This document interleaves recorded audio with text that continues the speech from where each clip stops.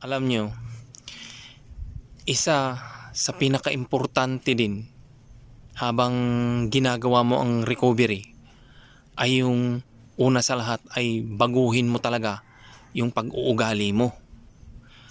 Huwag mong hayaan na yung anxiety mo ang gaganap na sa buhay mo.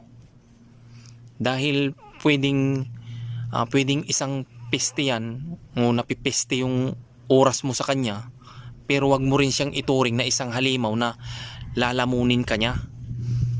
Kailangan mong mabuhay na nandyan siya, kasi yung recovery kailangan kasama mo ang anxiety mo.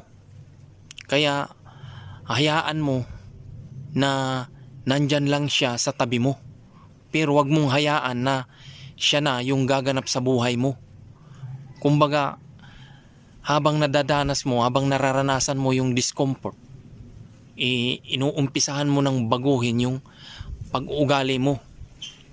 Yun nga yung hindi mo kailangan mag-react